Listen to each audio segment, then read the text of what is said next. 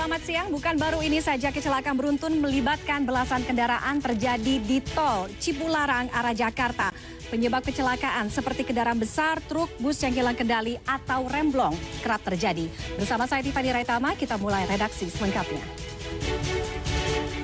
Viral di media sosial, video sejumlah pengendara sepeda motor terjebak di jalur bus Transjakarta di Jakarta Barat. Sekelompok pengendara sepeda motor kemudian membongkar separator agar bisa keluar dari jalur bus Transjakarta. Hujan deras mengakibatkan sebuah talut atau dinding penahan tanah di Boyolali, Jawa Tengah ambrol dan menimpa rumah warga. Adapun di Banten, tembok pagar salah satu sekolah dasar negeri di Kabupaten Serang ambruk. Peristiwa ini mengakibatkan 4 warga terluka. Selanjutnya kita ke informasi dari sejumlah daerah di tanah air. Kita awali dari Cilacap, Jawa Tengah. Sebuah pesawat latih mendarat darurat di Pantai Cemara Sewu. Pesawat latih diawaki oleh siswa asal Libya. Selanjutnya kita ke Sulawesi Tenggara. Supriyani, guru honorer di salah satu sekolah dasar di Konawe Selatan yang dituduh menganiaya siswanya, dituntut bebas oleh jaksa penuntut umum. Selanjutnya tim nasional futsal Indonesia tiba di Indonesia usai menjuarai Piala ASEAN Futsal Championship 2024 di Thailand. Kepulangan anak asuh Hector Suto ini disambut meriah oleh para supporter. Selanjutnya, selebritas TikTok Gunawan Satbor bebas dari penjara setelah penahanannya ditangguhkan. Satbor sebelumnya sempat tersandung kasus promosi judi online dan ditahan polisi usai ditetapkan sebagai tersangka.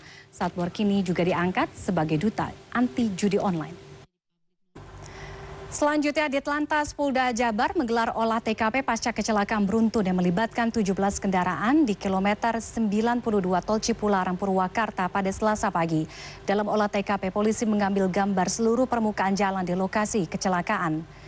Dalam kecelakaan beruntun yang melibatkan belasan kendaraan di Tol Cipularang bukan baru kali ini saja. Sejumlah kecelakaan parah pernah terjadi di jalan bebas hambatan ini, khususnya di kilometer 100 hingga 90 dari arah Bandung menuju Jakarta.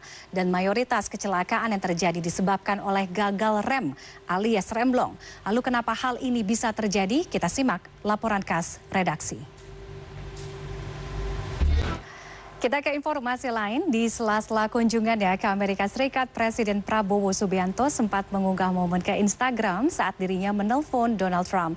Dalam percakapan telepon itu, Prabowo Subianto secara khusus menyampaikan ucapan selamat atas terpilihnya Donald Trump sebagai Presiden ke-47 Amerika Serikat.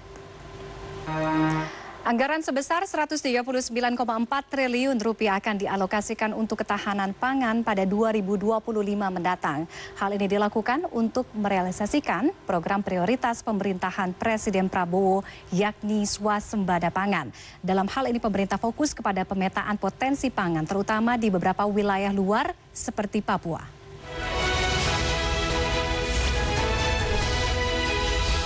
Anda kembali bersama redaksi. Kebakaran terjadi di mes karyawan pembuatan panel pagar beton di Kota Jambi.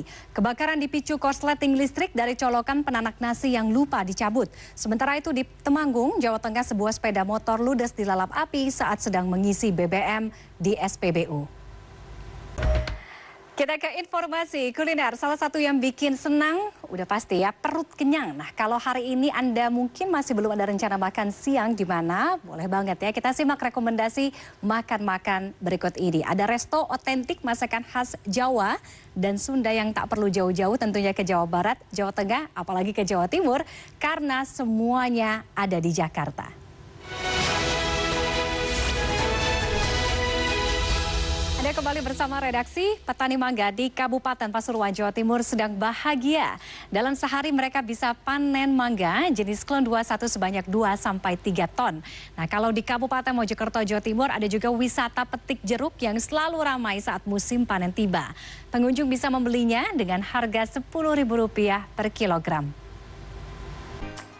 Selanjutnya, pasangan suami istri di Kota Blitar, Jawa Timur sukses menggeluti usaha jajanan tradisional kerupuk selondok dengan omset puluhan juta rupiah. Sementara itu di Tuban, Jawa Timur, pasangan suami istri juga sukses mengembangkan bisnis jajanan tradisional jenang dengan bahan buah siwalan.